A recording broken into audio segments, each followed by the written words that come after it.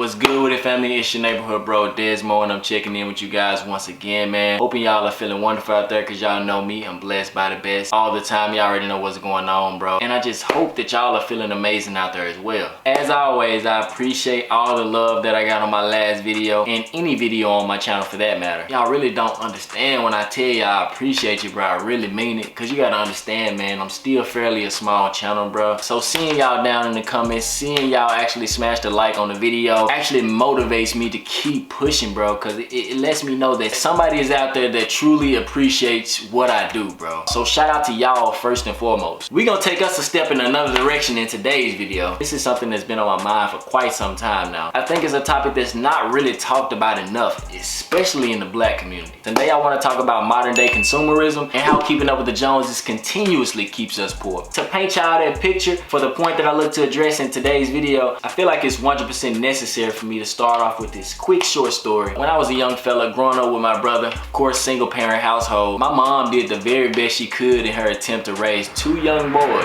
to be upstanding citizens in the world. Of course we really didn't have much. We were honestly fairly poor just looking back at it. At that particular time though, I really didn't even realize that we was poor though. My mom kept a roof over our head, she kept food in the refrigerator, always kept us fully clothed, and boy, when I tell you, we always had a home cooked meal every time we walked through that door. And if it didn't come from my mama, my grandma was for sure gonna come through. It's like we was poor, but we had everything we needed. The most important matter of the fact is we had each other. We lived off the bare minimum, and I turned out just fine. I didn't always have the nicest clothes and the latest sneakers like a lot of my friends and my classmates had. To be completely transparent with y'all, I didn't get my first pair of white Air Force Ones until my freshman year in high school. I didn't get my first legit phone until I was a sophomore. I didn't get my first pair of Jordans that wasn't Team Jordans until I graduated high school. So at that point I had my own job, so I paid for them myself. The moral of this story is I grew up without all the fancy bells and whistles at my disposal, and I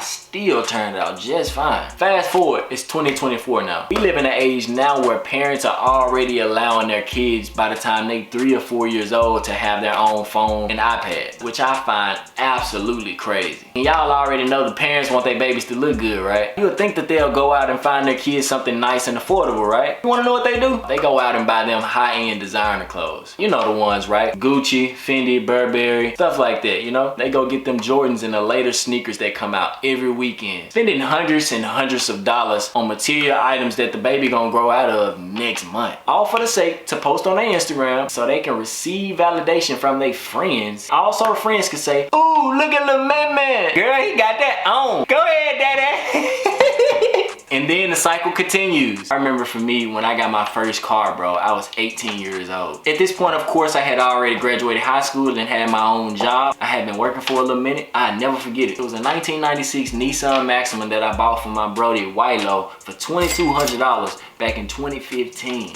I still got the car, of course. The car was already 20 plus years old when I bought it. It was in peak condition. They took very well care of the car. Probably like 140,000 miles on the car. For a 20-year-old car, that's pretty good. I drove that junk from December of 2015 to August of 2022. So that's pretty much 7 additional years that I had this car that was already 20 plus years old in the first place. The car was paid for. All I had to do was keep it maintained, and that was it. These days, kids not even interested in purchasing an old car. They think that they too good for them or something. Instead of saving money, living below your means, and purchasing a cash car that's affordable for you, people will go out and purchase an almost brand spanking new car, even if they really can't afford it. Now, if you can afford to go out and purchase a brand new car, hey, I tip my hat off to you, man. Kudos. Hey, you doing a damn thing. But I can say at least 70% of the time, we know that that's not the case. According to Cox Automotive, approximately 1.5 to 1.8 million cars are repossessed annually due to delinquency. Now that's crazy. Going out getting a car with a ticket price that's 30 grand with an interest rate of 12 to 15%, that's insane to me. What you need to do is drive something that you can actually afford, and something that's not gonna make your bank account frown at you each and every month. That's that keeping up with the Joneses mentality. Then we go out and buy all this material BS like it's going out of style. Even though I'm still young, bro, I never thought we would ever get to a point in time where name brand items will be a determining factor whether or not we buy something or not. But it's grown men that's going out every Saturday morning to get the new Jordans when they ain't even got a car. You'd rather pay somebody $20 each and every day to pick you up and drop you off at work because you're not prioritizing your own transportation. You're trying to keep up with all the latest fashion trends, all these oversized pants and oversized shirts, but yet our pockets hurting. I'm talking about on deflate mode. Y'all know I'm telling the truth. People could barely afford sustainable living, but in light of that, you know what we do? We go out here and lease an apartment for $1,700 a month. And mind you, this ain't even accounting for the $600 car note that you gotta pay every month. Not even accounting for the additional $200 that you gotta pay insurance. That $200 to $300 utility bill that you gotta pay. Still gotta keep food in the refrigerator and the pantry. So that's about another $400 to $500 every month. And you don't even want me to add in the lifestyle expenses. Oh man, it's ridiculous. Then if you add children to the equation, it's even worse. I'm just saying, y'all, stuff add up. I can say so much more, but I think that it's so much content out there on the market today that's already grilling y'all enough about these very issues, and they may even go more in depth than me. It's not a personal attack on anybody. I just genuinely want us to be better as a community. I say we have a kumbaya. Let's reevaluate our spending. Let's assess our needs versus our wants and just move accordingly to that. Let's create a budget spreadsheet of some sort so we can kind of gauge our spending. It's gonna give you an idea of how much you need to spend every month, so you won't be putting yourself in a bind all the time. I'm in a bind, Nate. I really need this money, Nate.